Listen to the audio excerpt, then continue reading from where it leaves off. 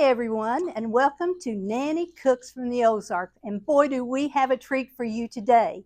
Today we're at Hollister, Missouri with Mrs. Garriss's 5th grade class. Look at this class. Aren't they awesome? There you go. Okay, we've got several things planned for you today, but first, we wanted you to meet this class. Hollister, Missouri is down by Branson, Missouri. Everyone knows where Branson is.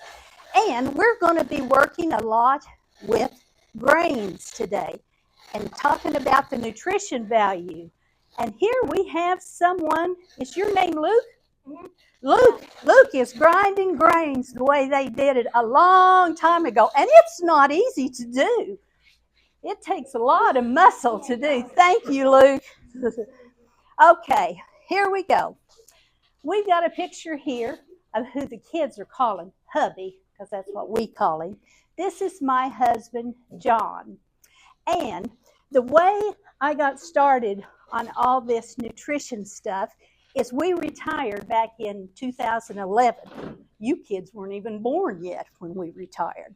And after we retired, we took a big trip down to Florida and some other southern states. We went to see a friend, and this friend had a grinder on her cabinet, and I had never seen anything like that. Give me just a second. I'm going to hold this, I guess, because I can't find my little clicker. Okay. Got it. Hold on just a minute. We said we're just going to play this as we can.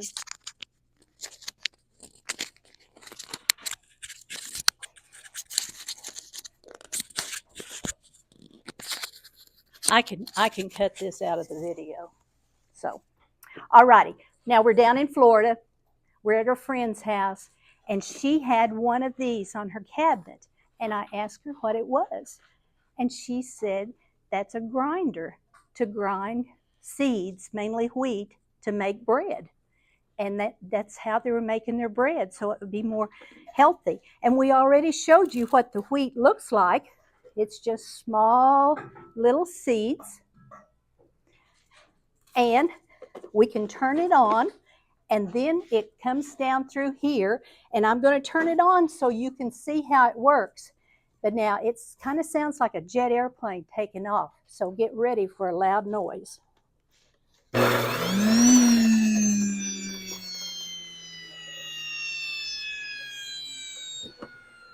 And you want it shut completely. Hear that? How would you like to wake up to that in the morning? And you can see here we didn't get it closed really well. And I'm going to show you what the wheat looks like after it's ground. Whoop.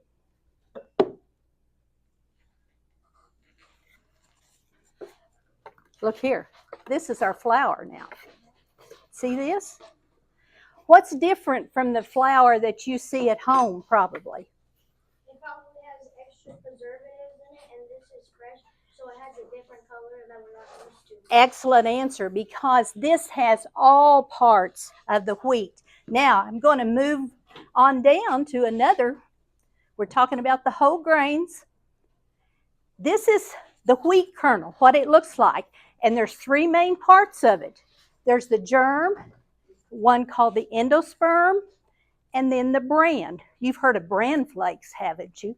That's the part of it. So this is the main part of the wheat. Now then, a long, long time ago, people used stones to grind up their grain. In fact, in the Bible, it even talks about these milling stones. And it says that if people go to borrow money, maybe they want to buy a horse or something like that, they can't put up their grinding stones as collateral. You know, collateral is when you say, well, if you don't pay me back, I'm going to come and get what you put up as collateral. It was a law. You couldn't put up the stones as collateral because it would take away the people's livelihood. because bread in one form or the other is a basic thing in about every society in the world. So then later on in the 1800s and 1700s probably, they got really smart and started building these grain mills to grind the grain down on rivers, and they would use water to power it, and they could do that a lot faster than this, or a lot faster than those stones too. But then in about 1920, some really smart inventors thought they would try something different, because see, people had to come down here every day and have their wheat or whatever grain milled, because it would go rancid because of the nutrients in it. And when they would break it up, have you ever seen a loaf of bread that had mold on it? Same thing. So they would have to take their horse down every day and grind their grain, or have it ground, and then take it back home and make their breads. Okay, there was just a problem with that though. When these inventors started separating those wheat grains, remember it was the endosperm, the sperm or the grain, and the bran. And when they started separating those, these inventors sold the grain, or they would sell the germ, and which it sounds bad, germ wasn't a bad thing then, but they would sell the germ and the bran for cattle feed, and they'd make a lot of money on that.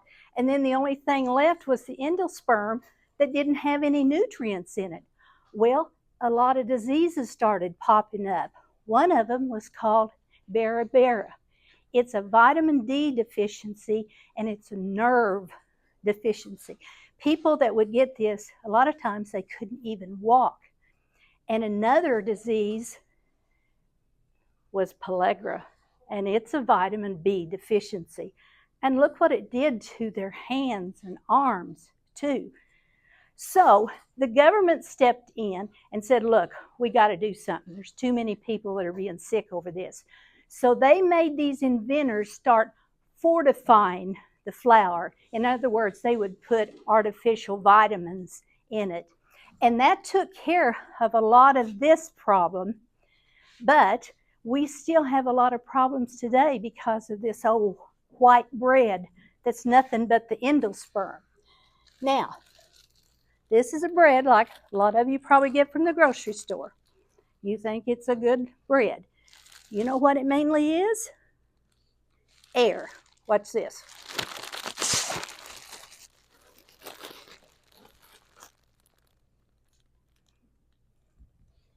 What do you think? You're really eating a bunch of air, is what you're eating, because it's the part of the grain that doesn't have much nutrients in it other than what they have fortified. Now, this is a loaf of my bread. Watch this. This is made with 100% whole wheat. Ugh.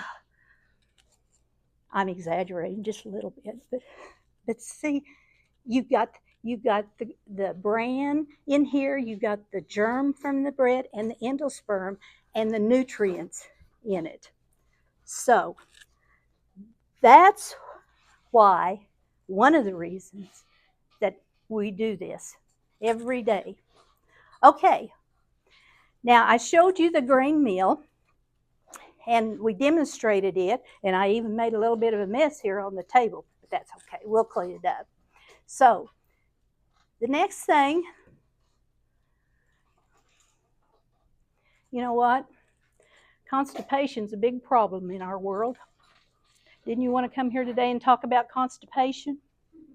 And when we're constipated, it makes us grumpy. You know why? Because it just does. So this is what we can do to eliminate constipation. Now, read the red letters vertically to yourself. So P stands for plenty of whole grains. Whoop. One moment, please. We have to go back one. O is other fibers are good from fruits and vegetables. Y'all like fruits and vegetables? They're good for you. And if you do that, you'll feel much better. And don't forget to drink plenty of water. And if you do this, oh, what a relief it will be. So, okay. Now then, the next thing we're going to talk about is sprouts. How many of you ever heard of sprouts? Okay. Do you like sprouts? I've got some sprouts here today. These I just started yesterday. This one I started 2 days ago. Look at the difference in the size of it. This I started about 5 days ago, and it's coming out the top of the jar. So sprouts are really good for you.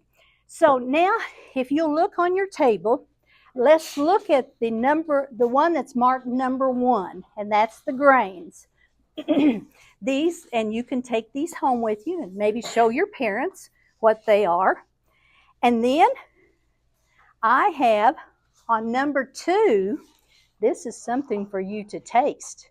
This is a piece of a cinnamon roll. So if you take the lid off of it, you can go ahead and eat your piece of cinnamon roll, and it's made with the whole grain made into flour.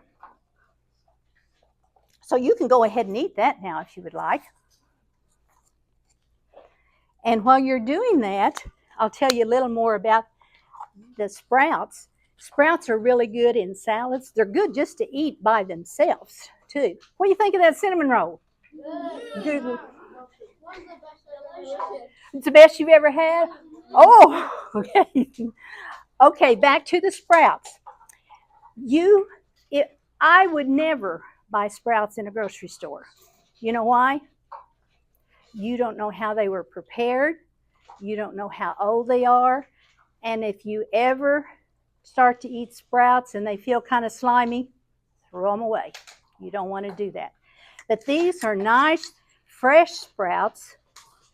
And in your next, if you'll open this up, you can feel them. And if you're comfortable, go ahead and take a bite of those sprouts. They're just crispy and good.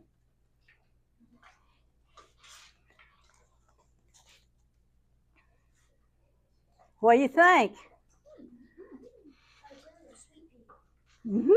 And on a sandwich, oh, they're really good on a sandwich too.